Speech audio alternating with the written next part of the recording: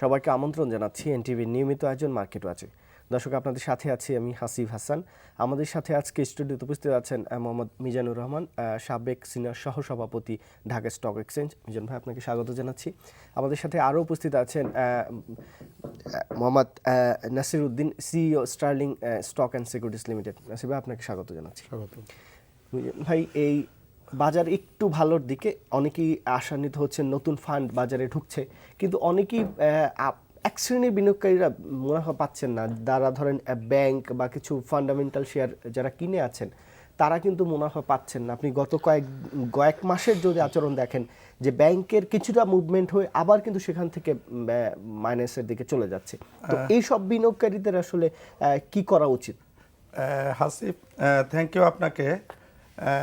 এটা ঠিক নয় যে ব্যাংকের শেয়ারগুলো বাড়ছে না, কারণ আপনি 1 মাস 15 দিনের ডাটা না, আপনি 1 বছরের ডাটা নেন, দেখেন যে ওখান থেকে আপনার প্রতিটা ব্যাংক 30-50% বাড়ছে। দুই একটা বাদে, আমি একটা দুইটা ব্যাংকের কথা বাদ দিচ্ছি আর কি। তবে সব শেয়ার একবারে বাড়বে না, এখনও আস্থার জায়গাটা পুরোপুরি এস্টাবলিশড হয় নাই আমি বলবো আর কি। কারণ আস্থার জায়গাটা তখনই এস্টাবলিশড হবে যখন ভালো শেয়ার, লার্জ ক্যাপ যখন একটু একটু করে বাড়বে। ওই জায়গাটা কিন্তু এখনও তৈরি হয় নাই। এখন শুরুতে এরকমই হবে, অল্প কিছু শেয়ার বাড়বে যেগুলি স্মল ক্যাপ আছে অথবা প্রফিট গ্রোথ আছে, এগুলি প্রথমে বাড়বে, তারপরে কিন্তু আস্তে আস্তে আপনার বড় ক্যাপে আসবে। যতক্ষণ পর্যন্ত বড় ক্যাপে বাজার না আসবে ভালো শেয়ারে, ততক্ষণ আপনি আস্থার জায়গাটা তৈরি হয়েছে এই কথা বলা যায় না। হ্যাঁ, ইন্ডেক্স 300-400 থেকে এখন 700-800 হয়েছে, এখনও কিন্তু সেই পর্যায়ে যেগুলি বড় শেয়ার, আমি বারবার বলছি ভালো শেয়ার, সেইগুলো কিন্তু এখন ওই রকম বাড়ছে না।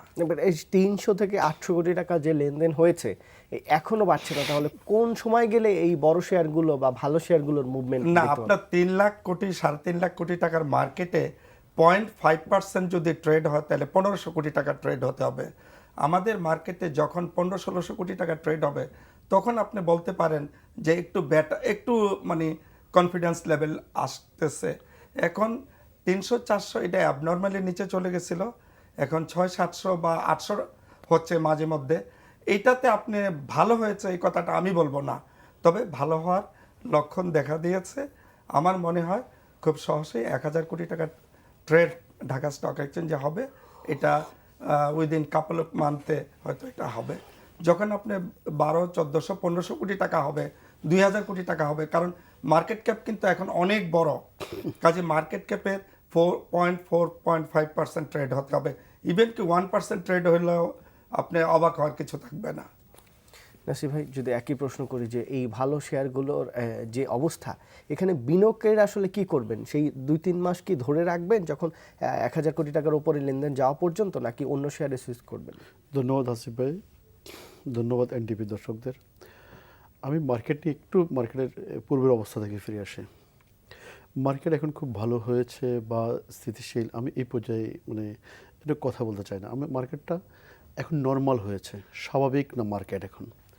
মার্কেটটা গত কিছুদিন আগেও স্বাভাবিক ছিল না, মার্কেটটা কিছুটা অ্যাবনর্মাল ছিল, চরম ভোলাটাইল ছিল। মার্কেট এখন একটু স্বাভাবিকের দিকে এসেছে, পুরোপুরি স্বাভাবিক এখনও আসে নাই আমি বলবো।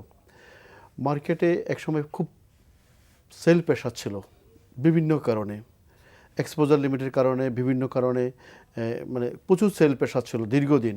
সে কারণে একটা শ্রেণী কিছু শেয়ার ধরে রাখার চেষ্টা করছে, একটা শ্রেণী বিক্রি করছে। তারপরে মার্কেটে ওইভাবে এই সেল প্রেশারটার কারণে বিনিয়োগকারীদের আস্থা এদিকে আসা নাই, বিনিয়োগকারীদের চোখ শেয়ার মার্কেটের দিকে আসা নাই।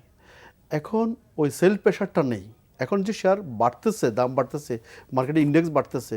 মার্কেটে index 5000 index, not a big index for this market, it's such a big economy of this country. সেই দেশে বাংলাদেশে ক্যাপিটাল মার্কেটের যে টার্ন ওভার, এটা কোনো টার্ন ওভারে না। ইভেন এটা 1%, 2%, 3 টোটাল মার্কেট ক্যাপিটালের 3-4% হওয়া উচিত অ্যাটলিস্ট। এটা ন্যূনতম স্বাভাবিক যেটা। আগে মার্কেটটা এখন কত বাড়বে, কোন সেক্টরে টার্ন করবে, এটা ভাবার সময় আরও অনেক পরে। এখনটা মার্কেটটা একটু স্বাভাবিক হইতেছে। মার্কেটে এই স্বাভাবিক পরিবেশে বিনিয়োগকারীদের জন্য মার্কেটে আসার একটা ভালো সময়, উত্তম সময়। আমি মনে করি যে এই বিনিয়োগকারীরা এখন আস্তে আস্তে মার্কেটে আসলে, অনেক ছোট ছোট শেয়ার আছে যেগুলোতে অনেক শেয়ারটা মানে প্রাইস কনটেক্সটে অনেক ছোট শেয়ারের কথা বলতেছি আমি, ফেড অফ ক্যাপিটাল কনটেক্সটটা না, ভালো শেয়ার অনেক কম দামে আছে, সেগুলোতে তারা বিনিয়োগ করলে ডেফিনেটলি আজকে একটা শেয়ারের দাম বাড়ছে আর এখন যে শেয়ারটা নিচে পড়ে আসছে সেটার প্রাইসটা আবার বাড়বে, এইভাবে টার্ন করবে, প্রাইস টার্ন করবে আইটেম টু আইটেমস, এরপর সেক্টর টু সেক্টর। যখন একটা মার্কেটটা তার ম্যাচুরিটি লেভেলে যাবে, মানে মার্কেটের যে স্বাভাবিকতার ম্যাচুরিটি, নর্মাল ম্যাচুরিটি যেটা, এখন মার্কেট মাত্র নর্মালে আসতেছে, মার্কেট এটা থেকে ভাইব্রেন্ট হবে অনেক সময়ের ব্যাপার এটা। তো এই পর্যায়ে আপনি যেটা বললেন ব্যাংকের শেয়ারের দাম বাড়ে নাই, আমাদের শেয়ারের ব্যাংকের শেয়ারগুলো অনেক তলানিতে নেমে গিয়েছিল। সেখানে কোনো কোনো ব্যাংকের শেয়ার আপনি দেখবেন 100%ও গেইন করেছে, কোনোটি 50%ও গেইন করেছে, প্রাইস গেইন করেছে। তো ইন্স্যুরেন্স কোম্পানিগুলো দেখেন কোনোটা অনেক প্রাইস গেইন করেছে, কারণ এত প্রাইস গেইন করার পরও প্রাইস লেভেলটা অনেক বেশি লোতে পড়ে আছে, কারণ এটা অস্বাভাবিক, স্বাভাবিক লেভেলে ছিল না মার্কেটটা, অস্বাভাবিক লেভেলে ডাউন ট্রেন্ডে চলে গিয়েছিল, সেখান থেকে এখন একটা স্বাভাবিক লেভেলে আসার চেষ্টা চলতেছে। এই অবস্থায় আমাদের যারা গার্ডিয়ান, যারা এই সেক্টরের গার্ডিয়ান, ফাইন্যান্স মিনিস্ট্রি বলেন, সিকিউরিটি এক্সচেঞ্জ কমিশন বলেন, বাংলাদেশ ব্যাংক বলেন, মিনস টোটাল স্টেক হোল্ডার, ওনাদেরকে একটু গুড কোঅর্ডিনেশনের মাধ্যমে এই স্বাভাবিকতাটাকে ধরে রাখতে হবে। এখানে আদার্স কিছু করার দরকার নেই, এই স্বাভাবিকতাটা ধরে রাখার পরে, কারণ শেয়ার মার্কেটটা অনেকটা ফানির মতো নিচের দিকে গড়ায়, এটাকে একটা প্রোটেকশন দিতে হয়, স্বাভাবিকতাটা ধরে রাখতে হয়।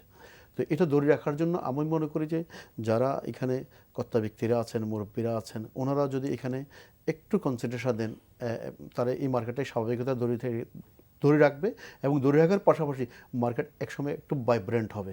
কারণ আমাদের ইকোনমি কিন্তু অনেক বড়, 16 কোটির উপরে জনসংখ্যার দেশ, সেখানে একটা কোম্পানি যদি আজকে ডিএসসিতে একটা লিস্টেড কোনো কোম্পানি দেখেন, তারা যদি কমোডিটি প্রোডাক্টসের প্রোডাক্ট বিজনেস করে, শুধু লোকাল মার্কেটে সেল করলে এত জনসংখ্যার দেশ পৃথিবীর খুব কমই পাওয়া যাবে যেখানে এতগুলা রেডিমেড ক্লায়েন্ট থাকবে। তো এই দেশের ইকোনমি রান করবে, এই দেশের জনসংখ্যা যেহেতু এখন অ্যাসেটে কনভার্ট হয়ে গেছে, এই দেশে ক্যাপিটাল মার্কেটের উপর ভিত্তি করে আমি আজকে বলতেছি, ক্যাপিটাল মার্কেটের উপর বেস করে এই দেশের ইকোনমি অনেক দূর এগিয়ে যাবে, এবং ক্যাপিটাল মার্কেটের উপর বেস করে এই দেশের অনেক বড় বড় ইনফ্রাস্ট্রাকচার ডেভেলপমেন্ট হবে। সেই জন্য আমাদের যারা কর্তা ব্যক্তিরা আছেন, আমাদের যারা পলিসি মেকার আছেন, ওনাদের প্রতি আমার একটা বিনীত রিকোয়েস্ট হলো, এই ক্যাপিটাল মার্কেটটাকে স্বাভাবিক অবস্থাটা ধরে রাখেন।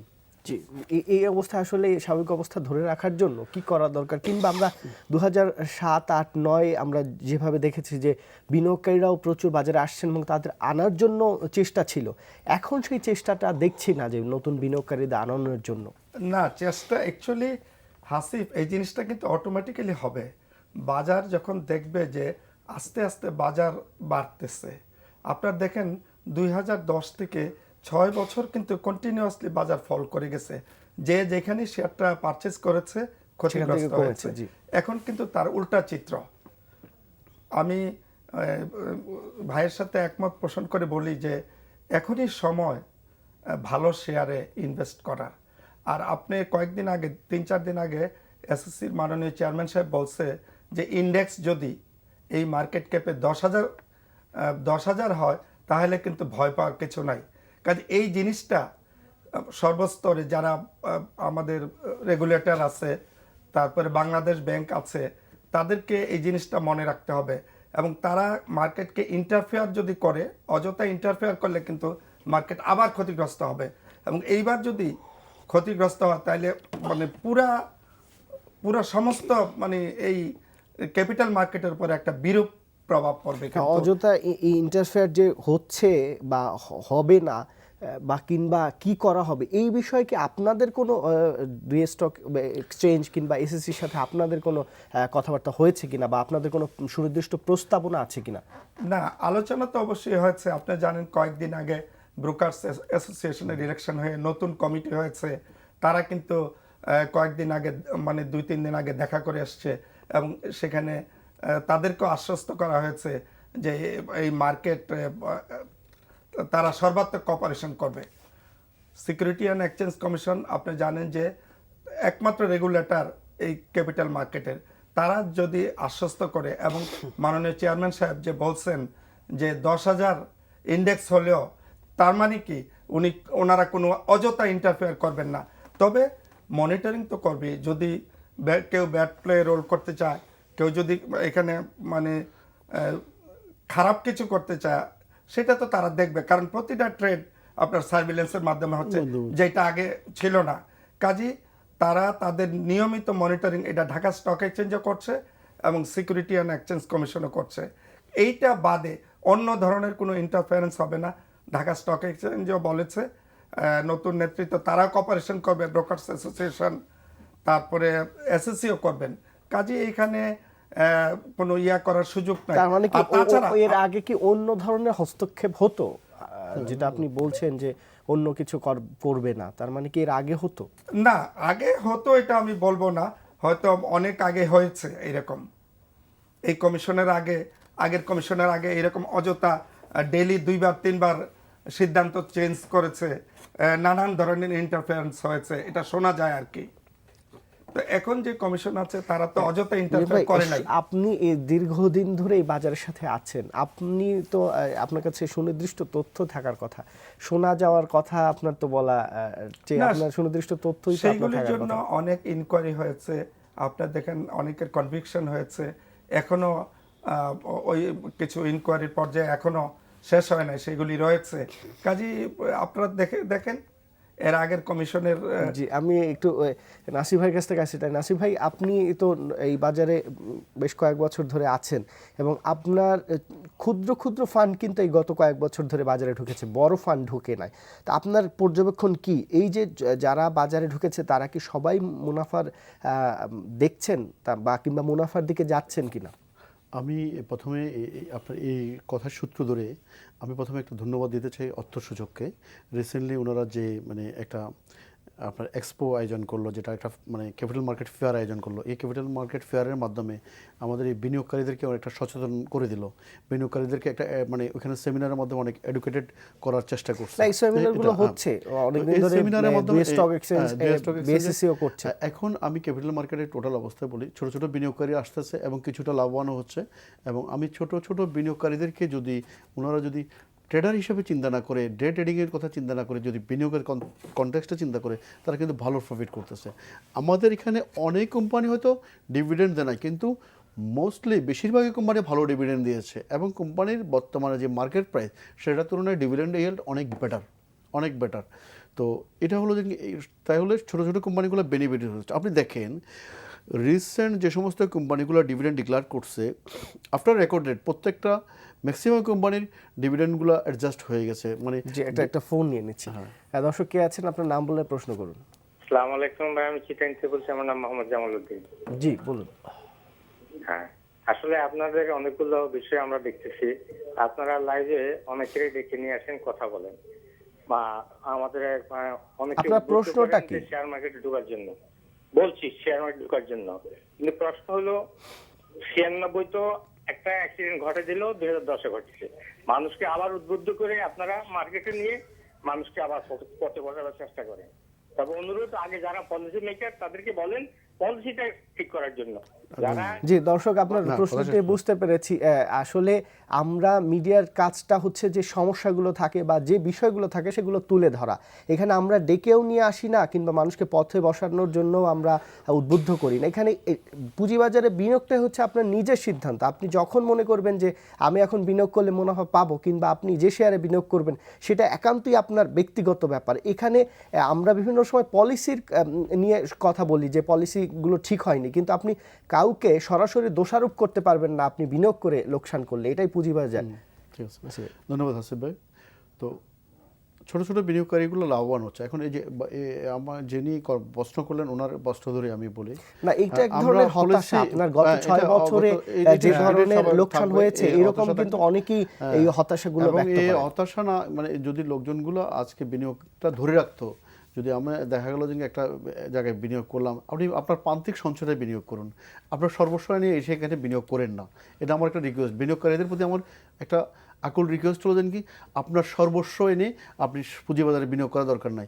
আপনার একটা প্রান্তিক যদি সঞ্চয় থাকে সেই সঞ্চয়টা আপনি এখানে বিনিয়োগ করেন, এটাই পুঁজিবাজারের নিয়ম। তাহলে আপনি ডেফিনেটলি আপনার এখান থেকে এই ধৈর্য ধরলে আপনি এখানে আপনার রিটার্ন ভালো রিটার্ন পাবেন। আমি যেটা বলতেছিলাম, পুঁজিবাজারে অনেকগুলো ডেভেলপমেন্ট হয়েছে, যেটা আপনি 2006 সাল বা 2010 সাল 96-এর কথা বললো, তখনকার পুঁজিবাজারে এত স্ট্রাকচার ছিল না, এত মানে ভাবে ডেভেলপ ছিল না। এখন আমাদের আমি যতটুকু জানি security exchange commission, DSC, CSC, ওদের সার্ভিলেন্স টিম অনেক স্ট্রং। এভরি সেকেন্ড তারা মনিটরিংয়ে আছে, তারা এভরি সেকেন্ডে কোন ফিসি থেকে কি বাইসেল হইতেছে তাদের নখদর্পণে। সুতরাং এখন কেউ চাইলে এই বাজারে ম্যানিপুলেট করবে, এই বাজারে আনঅথরাইজ কিছু করবে, এটা অসম্ভব। এটা অসম্ভব। একটা মিনিট আমি শেষ করছি। এবং এর বাইরে যেটা পুঁজিবাজারে আপনার এখন যেটা আজকে পুঁজিবাজারে আরেকটা মাইল ফ্লক হলো যেন কি ডিভি এর ফরমেশন, আপনার ব্রোকারেজ হাউসের যে অ্যাসোসিয়েশনটা। সো শুধু ইনফ্রাস্ট্রাকচারগত ডেভেলপমেন্ট, আইনগত ডেভেলপমেন্ট যে শুধু আজকে ক্যাপিটাল মার্কেটে হয়েছে তা না, পুঁজিবাজারের আপনার বিভিন্ন স্টেক হোল্ডারদের মধ্যে এখন গুড কোঅর্ডিনেশন হয়েছে, ভালো বার্গেনিং টিম হয়েছে। DVA formations it's make a good bargaining team in between the policy makers and the Dhaka stock exchange and both Chittagong stock exchange.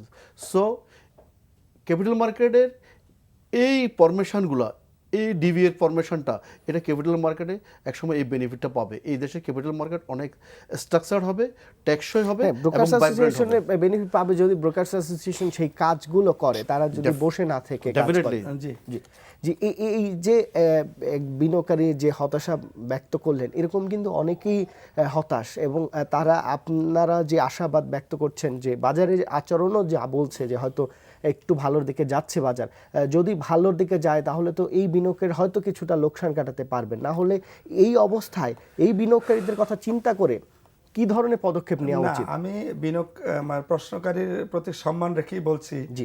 আসলে এই ক্যাপিটাল মার্কেট কিন্তু সকলের জন্য না। আপনার 2096-এ যেটা হয়েছিল, বাজারের কসাই সেও কিন্তু গরু কিনতে যে না কিনে সেই বাজারে ইনভেস্ট করেছে, মুদি দোকানদার সেও এখানে টাকা নিয়ে আসছে। এইভাবেই কিন্তু মার্কেটটাকে অনেক বেশি বাবল করা হয়েছে। আসলে ক্যাপিটাল মার্কেট কিন্তু তাদের জন্য না। কিন্তু এই যে আপনার- মুদি দোকানদার, কসাই, এদের সংখ্যা কিন্তু কম। আপনি But অনেক শিক্ষিত বিনিয়োগকারীরাই কিন্তু এই বাজারে আছেন না, যারা তাদের- লোকসান করেছে। তাদেরও কিন্তু এই মার্কেট সম্বন্ধে, এই কোম্পানিগুলির সম্বন্ধে নলেজ থাকতে হবে, কারণ ক্যাপিটাল মার্কেট সকলের জন্য না।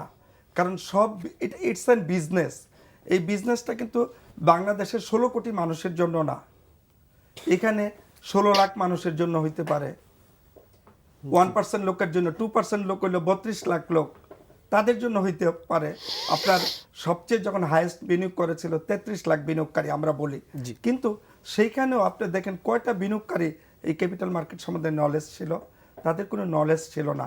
তারা মানুষের কথা শুনে, গুজব শুনে, এখানে টাকা আনলে পরের দিনই 10% বেড়ে যায়, এক মাস থাকলে ডাবল হয়ে যায়, এইরকম গুজবে তারা টাকা নিয়ে আসছে, এবং তারা কিন্তু তখনই ক্ষতিগ্রস্ত হয়েছে। যে জায়গায় ছিলাম, যদি বিনিয়োগকারীদের আসলে পরামর্শটা দেন যে এই খারাপ বাজার থেকেও আপনি কিভাবে ভালোভাবে আপনার মতো যারা টিকে ছিলেন, কিংবা এই ভালো বাজার থেকে এখন বেশি লভ্যাংশটা কিভাবে বেশি পাবেন, মুনাফাটাকে বেশি পাবেন, সেই যদি কিছু না, টেকনিক এটা বিনিয়োগকারীদের আসলে বলেন।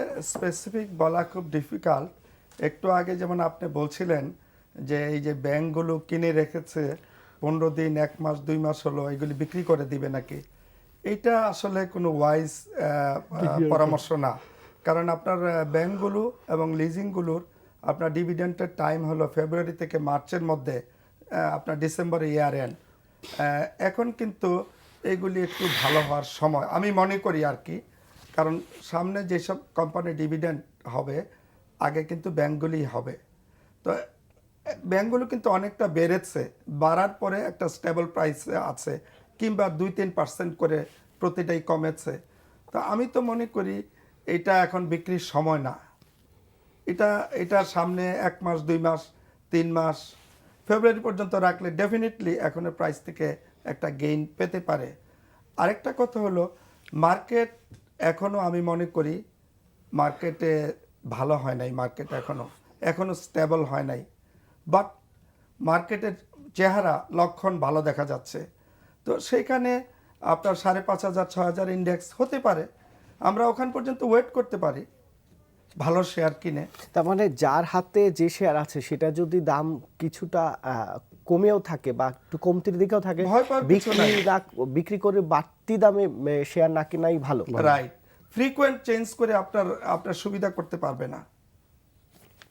ভাই আপনার যদি আপনার হাউজের কথা যদি বলেন, যে আপনার হাউজের তো অনেক ক্লায়েন্ট, তো এই ক্লায়েন্টরা কি, এদের কি পলিসিটা কি, এদের পলিসিটা কি আপনার কোনো সরাসরি যদি কোনো নির্দেশনা নাও থাকে, আপনি যদি পরামর্শ নাও দিতে পারেন, অনেকেই আমরা দেখছি যে ব্রোকারেজ হাউসগুলোর কাছে জিজ্ঞেস করে। আমি একটা ফোন নিয়ে নিচ্ছি। দর্শক কে আছেন, আপনার নাম বলে প্রশ্ন করুন। হ্যালো, আসসালামু আলাইকুম। ওয়ালাইকুম আসসালাম, জি বলুন। আমি আব্দুল আজিজ বলছিলাম। জি বলুন। জি ভাই, আমার প্রশ্ন হলো, ওই যে আমাদের আজকের অতিথি বললেন যে বাজার আস্তে আস্তে ঠিক হইতেছে, ভালো হইতেছে। তা আমার প্রশ্ন হলো, আমার গত 30 লক্ষ টাকা বিনিয়োগ করছিলাম, আমার আছে 3 লাখ, গত বছরও কিন্তু ছিল 8 লাখ। ভালো হইতেছে এটা বললেন কিভাবে? আর 2 নম্বরে যে ব্যাংকের শেয়ার গুলা ওই জন্য বললেন, এখনো বললেন। আর ওই যে গত কয়েকদিন যাবত দেখেন ব্যাংকের শেয়ার গুলা কিন্তু একটানা পড়তেছে। আর এইভাবে যে সারা বাংলাদেশের কসাই টসাইরা যে যোগ দিছে এখানে, এটা কিন্তু আমাদের দোষ না, আপনাদের মতো ওনাদের মতো লোকরাই কিন্তু তখন রোড শো করে মানুষগুলো ডেকে নিয়ে এইভাবে সর্বসন্ত করছে। জি দর্শক, আপনার প্রশ্ন এবং মন্তব্যের জন্য ধন্যবাদ। কিন্তু এখানে আপনি যে বিনিয়োগ করবেন এটা সম্পূর্ণ আপনার ব্যক্তিগত ব্যাপার, কোন শেয়ারে আপনি বিনিয়োগ করবেন। অনেকে কিন্তু উল্টো চিত্র আছে, আপনি যেটা বললেন সেটার উল্টো চিত্র আছে, গত 1 বছরে 3 লাখ টাকা ছিল, হয়তো এখন 8 লাখ টাকা হয়েছে। আবার এটাও ঠিক, আপনি যেটা বলছেন সেটাও ঠিক। যদি এই প্রশ্নের উত্তরটা দেন। উনি ঠিকই বলছেন। এখন প্রশ্ন হলো, মার্কেট অনেক বাড়ার পর যদি কোনো নতুন বিনিয়োগকারী বাজারে শুনে উনি বিনিয়োগ করেন হাই প্রাইসে, তাহলে কিন্তু ওনার ক্ষতিগ্রস্ত হওয়ার সম্ভাবনাই বেশি। জিনিসটা হয়েছে কি, 2009, 10, 11-তে যারা বিনিয়োগ করেছে তারা তো বের হইতে পারে নাই। ইভেন কি আমি আগেই বলেছি, কন্টিনিউয়াস 10 সাল থেকে আপনার 16 সাল পর্যন্ত প্রাইস কিন্তু কমে আসছে। তার এক্সেপশনাল 2-4টা শেয়ার ছিল, সেখানে যারা ঢুকেছে এবং দ্রুত বেরোতে পারছে তারা কিন্তু গেইন করেছে। তো আমি বলবো এটাই, যে মার্কেট এখন ভালো, একদম ভালো আমরা বলছি না, বাট ভালো হওয়ার মানে দেখে মনে হচ্ছে ভালো দিকে হচ্ছে। যাচ্ছে। কারণ যেখানে আমাদের ট্রেড ভলিউম নেমে গেছিল 300-350 কোটি টাকা, সেখানে কিন্তু এখন 700-800 কোটি টাকা হচ্ছে। তো কাজী আস্তে, মার্কেটটা তো একদিনে পড়েনি, এটা 6 বছরে যে মার্কেট পড়েছে, সেই মার্কেটকে ওঠার জন্য, এখন বেস লেভেল থেকে ওঠার জন্য তাকে 2-3 বছর টাইম দিতে হবে। অপেক্ষা করলে হয়তো আমি ওনাকে সম্মান করি বলছি, উনি যে 10 সালে, 11 সালে বা 12 সালে কিনে ক্ষতিগ্রস্ত হয়েছে, সেটা হয়তো পুরো কাভার নাও হতে পারে। আরেকটা বিষয় আছে যে কোন শেয়ারে বিনিয়োগ করলে আসলে মার্কেটের অবস্থা যাই থাকুক, আপনি যে শেয়ারে বিনিয়োগ করছেন সেটা কিন্তু ইম্পর্টেন্ট। ডেফিনেটলি, কারণ দেখা যাচ্ছে ভালো মার্কেটেও আপনি একদম হাইয়েস্ট প্রাইসে আপনি কিনলেন, সেখান থেকে কিন্তু কারেকশন হওয়ার সময় সুযোগ থাকে। একটা শেয়ারের লাস্ট 2-3 বছরে তার পারফরম্যান্স কেমন ছিল, সামনে তার পারফরম্যান্স কেমন হতে পারে, এগুলো কিন্তু হওয়ার জন্য কিছু স্টাডি করতে হবে, তাকে জানতে হবে এই মার্কেট সম্বন্ধে। আপনি না জেনে একজনের কথা শুনে বা হুট করে আপনার টাকা এনে ইনভেস্ট করবেন, সেখানে তো আপনার ক্ষতিগ্রস্ত হওয়ার সম্ভাবনা থাকে। জি, আমি যেটা বলতে চাই, আমাদের সম্মানিত যে বিনিয়োগকারীর, ওনারা কিছুটা হতাশ হওয়াটাই স্বাভাবিক। বিগত 5-6 বছরের মার্কেটে যে খুবই খারাপ অবস্থা ছিল, ভোলাটাইল ছিল, মার্কেটের অস্থিতিশীল অবস্থা ছিল, সেখানে বিনিয়োগকারী অনেক, মানে অ্যাকচুয়ালি এখানে কোনো আইটেম সিলেকশনের কোনো ইস্যু ছিল না, ওভারঅল মার্কেটটাই ভালো ছিল না। তো এখন মার্কেট যখন একটা স্বাভাবিকতার দিকে যাচ্ছে, তখন আমি বলবো এই মুহূর্তে বিনিয়োগকারীদেরকে কিছু কলাকৌশল অবলম্বন করতে পারে বিনিয়োগকারীরা। আমি যদি মানে আমার নিজের বুঝার কনটেক্সটে আমি বলতে পারি আর কি, আপনি এমন কিছু শেয়ারে বিনিয়োগ করেন যেখানে যাদের ডিভিডেন্ড ইয়েল্ড ভালো ইপিএস আছে, একটা লো প্রাইস পড়ে আছে, এখানে ম্যানেজমেন্ট কারা, তাদের বিহেভিয়ার কেমন, ওই কোম্পানির ম্যানেজমেন্টে যারা আছে তাদের বিহেভিয়ার কেমন, সেগুলো দেখেন। এরা মার্কেটে কোনো ম্যাল প্র্যাকটিস করে কিনা, তারা মানে তাদের এই ইতিহাস নেন, এই সমস্ত দেখে। আর এই সমস্ত কোনো কোম্পানিগুলোর নতুন কোনো সাবসিডিয়ারি আসতেছে কিনা, তাদের সাবসিডিয়ারি আসলে সাবসিডিয়ারি তারা ভালো করার সম্ভাবনা কতটুকু, ওই সাবসিডিয়ারি বা যারা নতুন কোনো সাবসিডি শুরু করছে তাদের বায়ার কারা, তাদের কোনো ওরকম মার্কেট আছে কিনা, কনজিউমার আছে কিনা, এই সমস্ত অনেক কিছু স্টাডির বিষয় আছে। শেয়ার মার্কেট নট এ সাসি ইজি থিং। না, এই স্টাডিগুলো কোত্থেকে করবে? আপনি ধরেন সাবসিডিয়ারি কোম্পানির কথা বললেন যে ওই কোম্পানি, কোনো একটি কোম্পানি তার সাবসিডিয়ারি কোম্পানি হয়তো আবার বাজারে আইপিওর জন্য আবেদন করেছে কিনা, এই না তথ্যগুলো বাজারে আসলে IPO না। ধরেন তাদের নতুন প্রোডাকশন গেছে, লাইক আমি ধরেন একটা কোম্পানি আজকে অনেক বড় বড় কোম্পানিগুলো নতুন সাবসিডিতে যাচ্ছে, তাদের এই মানে মাদার কোম্পানির সিস্টার অনেকগুলো যাচ্ছে। যেমন রিসেন্টলি এরকম কিছু আমরা পত্রপত্রিকায় দেখতে পাচ্ছি, ওই কোম্পানির পাওয়ার প্ল্যান্টে তারা ওই নতুন কাজ পেয়েছে, অমুক কোম্পানির পাওয়ার প্ল্যান্টে কাজ পেয়েছে। তো এই সমস্ত কাজগুলো, এই যে সমস্ত ইনফরমেশনগুলো, এগুলোর যথাযথ কিনা এগুলো একটু জাস্টিফাই করে। এটা জাস্টিফাই কিভাবে করবে? আপনি যে পাওয়ার প্ল্যান্টের কথা বললেন, এরকম আমরা 3টি কোম্পানির কথা জানি, একটি সিমেন্ট এবং একটি পাওয়ার কোম্পানি এবং আরেকটি হচ্ছে টেক্সটাইল। এই তিনটারই প্রাইস কিন্তু বেড়েছে, ভালো পরিমাণেই বেড়েছে। কিন্তু এই 3টে কোম্পানি আবার দেখা যাচ্ছে যে ডিএসসি থেকে এই কোম্পানির কাছ থেকে জানতে চাওয়া হয়েছিল, কোম্পানি বলেছে যে এরকম কোনো তথ্য নেই। আবার একটি কোম্পানির ব্যাপারে অনলাইনে কি নিউজ করেছে সেটাও ডিএসসি উঠিয়ে দিয়েছে। তাহলে এখানে বিনিয়োগকারীরা তো আসলে তথ্য পাচ্ছেন না। যেখানে আপনি তথ্যের বিভ্রান্তি, তথ্য বিভ্রাট হচ্ছে, যেখানে আপনি কনফার্ম না, আপনার সেখানে শুধু ওই কয়েকটা কোম্পানিতে যে ইনভেস্ট করতে হবে নট নেসেসারি, এর থেকে অনেক ভালো ভালো কোম্পানিতে আছে, আপনি রিস্ক নেবেন কেন? আপনি যেখানে ভালো কোম্পানি শেয়ার কিনে তো সেটা বাড়ছে না, বরং না, কমছে। আপনি ডেফিনেটলি আজকে যারা মোটামুটি মূল ভিত্তির শেয়ারে ছিল তাদের অনেকে কিন্তু এখনো ভালো টিকে আছে। আপনি যাদের ম্যানেজমেন্টের ভালো একটা রিপুটেশন আছে, এই শেয়ারগুলো বিজন ভাই কিছু বলতে যাচ্ছেন, আমি একটি ফোন নিয়ে নিচ্ছি। দর্শক, আপনার নাম বলে প্রশ্ন করুন। জি, আমার নাম জামাল, জি আমি বলুন। গাজীপুর থেকে বলছি। জি বলুন। জি ভাইজান, আমার কথা হলো, আমরা তো আসলে এক্সপার্ট না, ঠিক আছে, অতিথিদের কথা সব ঠিক আছে, কিন্তু এই যে রিজেন্ট টেক্সটাইলটা আইপিওতে আসছে 25 টাকা, ওইটা হইলো এখন 15 টাকা। আইপিও রাখছি তাও লস। আবার ড্রাগন সোয়াটার 15 টাকা হয়েছে, আর নোটিশ আসলো যে ওভার প্রাইস হচ্ছে। তো আমরা কোন দিকে যাবো বলেন? জি, ধন্যবাদ আপনাকে সুন্দর একটি প্রশ্নের জন্য, যদি উত্তর দেন। না, বিনিয়োগকারী ঠিকই মানে বলছেন। কমলে কোনো সমস্যা নাই, এই কথা অনেকবার আলোচনা হয়েছে এবং আপনারাও বলেছেন। কিন্তু একটা ভালো উদাহরণ দিয়েছেন যে 25 টাকায় আইপিওতে আসলো রিজেন্ট টেক্সটাইল, সেটার দাম এখন 15 টাকা, যদিও 10 টাকা থেকে একটু বেড়ে 15 টাকা হয়েছে। আবার ড্রাগন সোয়েটার একটু বেড়েছে, তখন আবার বলা হলো যে এটা কেন বাড়ছে, বাড়ার ওভার প্রাইস। এটা বলার কারণ তাদের মনিটরিং এর পার্ট এটা। একটা শেয়ার যখন দ্রুত আপনার বাড়তে থাকে, 4-5 দিনে 20%, 30% বাড়ে, তখন কিন্তু একটা গ্রুপ বাড়ার পরে যদি কিনে, যখন কারেকশন হবে তখন তারা কিন্তু ক্ষতিগ্রস্ত হতে পারে। সেই কারণে তাদেরকে ওয়ার্ন করা হয়। এই ওয়ার্ন করার কারণেই তো ক্ষতিগ্রস্ত হচ্ছে। এটা আমি দ্বিমত আছি একটু। কিভাবে এখানে ঢাকা স্টক এক্সচেঞ্জে যেটা, যখন একটা শেয়ার যখন অনেক নিচে পড়ে যায়, সেখান থেকে কয়েকদিন বেড়ে উঠতে থাকে, তখন তারা ওয়ার্নিং দিচ্ছে না, তারা জাস্ট জানতে চাচ্ছে যে এটার পিছনে কোনো সেনসিটিভ ইনফরমেশন বা পড়ার সময় কোনো জানতে চাওয়ার কোনো কারণ আমি আপনার সেখানে আসতেছি। আপনার আইনে কি আছে? না, আমি আপনার সেখানে আসতেছি, সেনসিটিভ কোনো ইনফরমেশন আছে কিনা। আমি আপনার সাথে এবং বিনিয়োগকারীদের সাথে অ্যাবসলিউটলি একমত। আমি এইটা নিয়ে অনেক আগেও কথা বলেছি। শেয়ার যখন মনে হচ্ছে একটা শেয়ার অতি মূল্যায়িত হয়ে যাচ্ছে, যখন একটা আপনার জানার দরকার আছে, একটা ঠিক অতি অবমূল্যায়িত যখন হয়ে যায়, শেয়ারটার প্রাইস যখন অনেক পড়ে যায়, কেন পড়তেছে, এটার পিছনে কোনো নেগেটিভ ইনফরমেশন আছে কিনা, এই কোয়ারিটাও থাকা উচিত। ভাই, যে আপনার রিজেন্ট টেক্সটাইল যে 25 টাকায় অফার প্রাইস ছিল, এই 25 টাকার নিচে যখন নামছে, তখন তো স্বাভাবিকভাবে একটাবার জানতে চাওয়া উচিত ছিল যে এইটা কেন নেমে যাচ্ছে অফার প্রাইসের নিচে। মার্কেটের ক্যারেক্টার আপনি দেখেন, গত 3-4 বছরে কি হয়েছে, যেখানেই শেয়ারটা ফ্লোট করেছে, প্রাইসে এসছে, সেটা 2-3 দিন অনেক বেড়েছে, তারপরে কিন্তু আস্তে আস্তে অরিজিনাল প্রাইসে চলে গেছে। রিজেন্ট প্রাইসে টেক্সটাইলের আপনার 25 টাকা ছিল, সেই তো 25 টাকা ছিল, কিন্তু ভালো শেয়ার, সেটা মার্কেট সিচুয়েশনের কারণে সেটা পড়ে গেছে। এখন আপনি বলতে পারেন কোনো প্রাইস সেনসিটিভ নিউজ ছিল কিনা। হ্যাঁ, আমিও বলি যে ডিএসসি এইটাও করতে পারে, যখন অ্যাবনর্মালি পড়ে যায় তখন তারা বিনিয়োগকারীদের জানার জন্য সেটার একটা কোয়েরি দিতে পারে।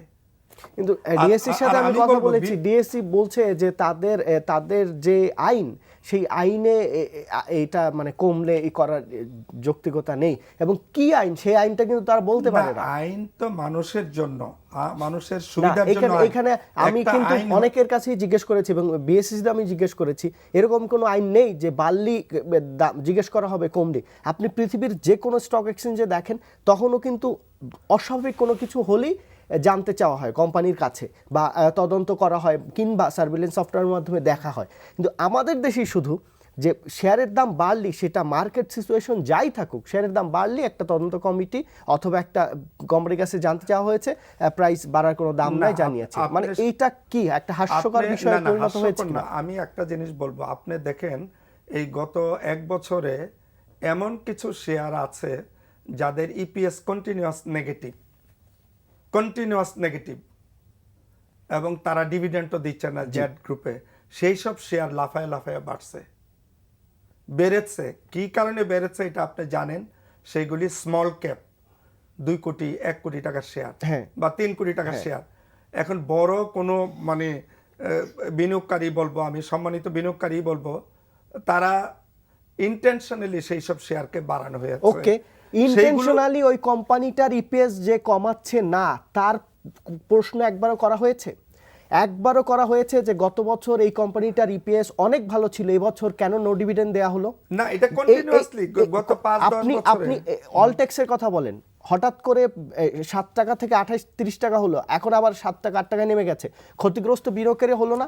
যখন ডিভিডেন্ড দিল তারপর থেকে পজিটিভ ইপিএস গ্রোথ, এখন নেগেটিভ গ্রোথ। এটা একবার জানতে চাওয়া হয়েছে?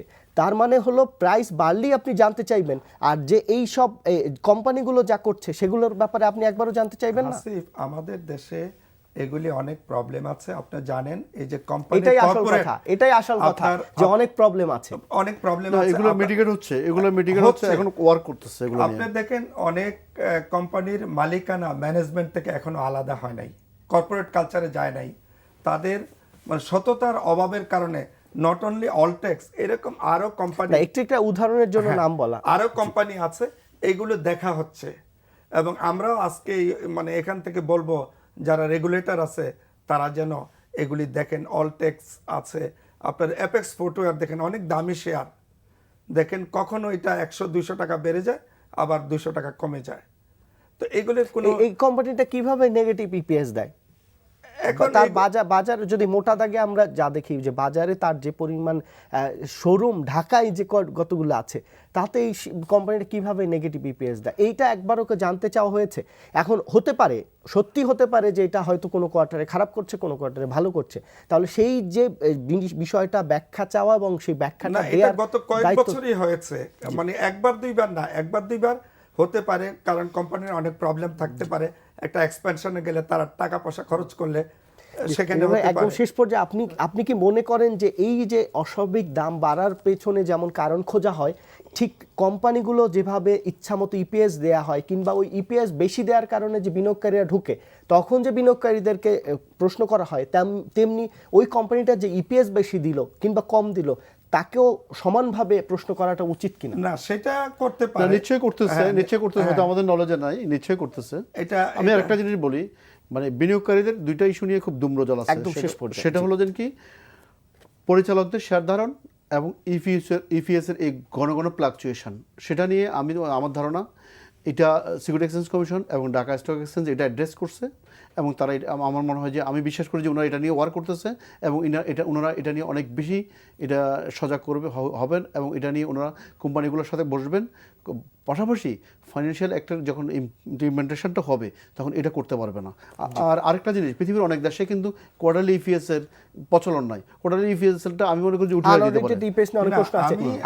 আপনি এই বলবো, পুঁজিবাজারের জন্য অনেক করেছেন, এখনো করছেন, জানি যে আপনারা, কিন্তু এই এখন যে সমস্যাগুলো, এই সমস্যাগুলো সমাধানে আপনারা আসলে কি করবেন? বিনিয়োগকারীদেরকে বলবো যে 2-1টা শেয়ার যেগুলি স্মল ক্যাপ এবং খুবই নেগেটিভ ইপিএস জেড গ্রুপে আছে, এই কয়েকটা না কিনলে কি নয়?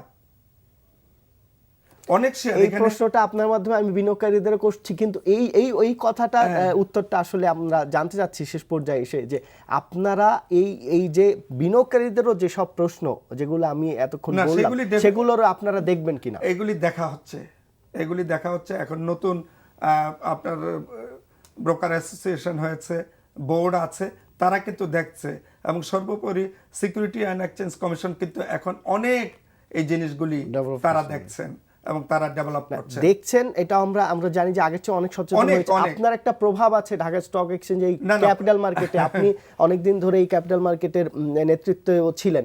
তো এই আপনার কাছ থেকে এই প্রোগ্রাম শেষ পর্যায়ে আসলে এই কথাটা আমরা চাই যে আপনারা এই বিষয়গুলো কোম্পানিগুলোকেও প্রশ্ন করা হবে হ্যাঁ, কিনা। ডেফিনেটলি এই জিনিসটা যেন দেখে আমরা এই মানে আহ্বান করছি ঢাকা স্টক এক্সচেঞ্জ এবং সিকিউরিটি অ্যান্ড এক্সচেঞ্জ কমিশনকে কোম্পানিগুলির উপরে যেন একটু প্রপার মনিটরিং করে তাদের স্বচ্ছতার দিকে দেখা হয়, বিনিয়োগকারীরা যেন আর ক্ষতিগ্রস্ত না হয়, এটা জি, আমরা চাই। আপনাদেরকে অনেক ধন্যবাদ আমাদের ধন্যবাদ সময় দেওয়ার জন্য।